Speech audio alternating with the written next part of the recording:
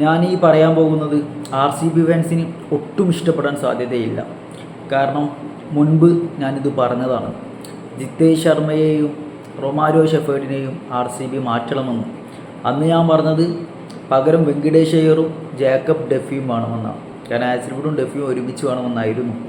പക്ഷെ ഇന്നിപ്പോൾ അന്ന് കീപ്പറായിട്ട് ഫിൽസാൾട്ട് ഉണ്ടായിരുന്നു. അതുകൊണ്ട് ജിതേഷ് ഇല്ലെങ്കിൽ സീനില്ല എന്നും പറഞ്ഞു. ഇന്നിപ്പോൾ സാൾട്ട് ഇല്ലാത്തത് കൊണ്ട് തന്നെ ഞാൻ പറയുന്നത് ജിതേഷിനും ഷെഫേർഡിനും പകരം വെങ്കിടേഷ് അയ്യറും ജോർഡാൻ കോക്സിന് ഒരു അവസരം കൊടുത്തു നോക്കാം. കാരണം ഇവർ രണ്ടുപേരും അമ്പേ പരാജയമാണ് ആർ സി ബിയിൽ ഈ സീസണിൽ. കോക്സ് വന്നു കഴിഞ്ഞാൽ കീപ്പർ കോക്സ് നിന്നുകൊള്ളൂ.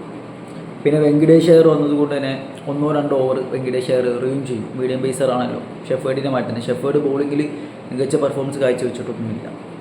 അപ്പോൾ ഈ ഒരു ചേഞ്ച് വരുത്തിയാൽ ആർ സി ബി കുറച്ചുകൂടി സ്ട്രോങ് ആവാൻ സാധ്യതയുണ്ട്. ഉറപ്പ് പറയാൻ പറ്റില്ല, സാധ്യതയുണ്ട്. കാരണം 2 ഫോം ഔട്ടായ പ്ലേയേഴ്സിനാണ് നിങ്ങൾ മാറ്റുന്നത്. അപ്പോൾ പുറത്തിരിക്കുന്ന 2 നല്ല പ്ലേയേഴ്സിനെ ഇറക്കിയാൽ ചിലപ്പോൾ ഒരു ഫോം ആവും. ഫോം ആയിട്ടില്ലെങ്കിൽ നിങ്ങൾ വീണ്ടും ഇത് തന്നെ തുടർന്നോ, അതെല്ലാം നല്ലത്. ആവശ്യമുള്ള സമയത്ത് ചേഞ്ച് വരുത്തണ്ടേ. ഇപ്പോൾ പഞ്ചാബ് കണ്ടില്ലേ, അപ്പോൾ അതേറെ തുടർച്ചയായി ഫോം ഔട്ടായപ്പോൾ ചേഞ്ച് വരുത്തി ഷെഡ്ജിനെ പ്ലേയിങ് ലെവലിൽ സ്ഥിരമാക്കാൻ തുടങ്ങി. ഷെഡ്ജ് മികച്ച പെർഫോമൻസ് കാഴ്ചവെക്കുന്നു.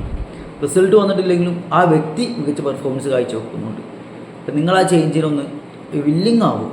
ബാക്കിയുള്ള ക്രിക്കറ്റ് ഫാൻസിനോട് ചോദിച്ചു നോക്ക്, അവർ പറയും അതാണ് ഏറ്റവും ബെസ്റ്റ് മൂവ് എന്ന്. ഷെഫേർഡും ജിതേഷ് ശർമ്മയും കയറണം, ഇവർ രണ്ടുപേരും വരണമെന്ന്. പക്ഷേ ആർ സി ബി ഫാൻസ് എന്തുകൊണ്ട് ഇതിനെ എതിർക്കുന്നതെന്ന് ചോദിച്ചാൽ ആർ സി ബി ഫാൻസിന് ഈ 2 പ്ലേയേഴ്സും ഭയങ്കര പ്രധാനപ്പെട്ട പ്ലേയേഴ്സാണ്. കാരണം 18 വർഷത്തെ കാത്തിരിപ്പ് അവസാനിപ്പിച്ചതിൽ ഇവർക്ക് രണ്ടുപേർക്കും വലിയ പങ്കുണ്ട്. ജിതേഷ് ശർമ്മക്കായിക്കോട്ടെ ഷെഫേർഡിനായിക്കോട്ടെ ആ ബഹുമാനം നിങ്ങൾ കൊടുക്കുന്നുണ്ട്. സന്തോഷമേ ഉള്ളൂ. ചേർത്ത് പിടിക്കണം അതുപോലെയുള്ള പ്ലേയേഴ്സിനെ. പക്ഷേ നിങ്ങൾക്ക് ജയിക്കും വേണ്ടേ, മുന്നോട്ട് പോകും വേണ്ടേ. അപ്പോൾ ഇതുപോലെ പുറത്താക്കാനല്ലല്ലോ പറഞ്ഞത്, പ്ലേയിങ് ലെവലിൽ നിന്ന് മാറ്റാനാണ്. ഇതുപോലുള്ള സാഹചര്യങ്ങളിൽ നിങ്ങൾ കുറച്ച് കാര്യങ്ങൾ മനസ്സിലാക്കണമെന്നേ പറയാനുള്ളൂ.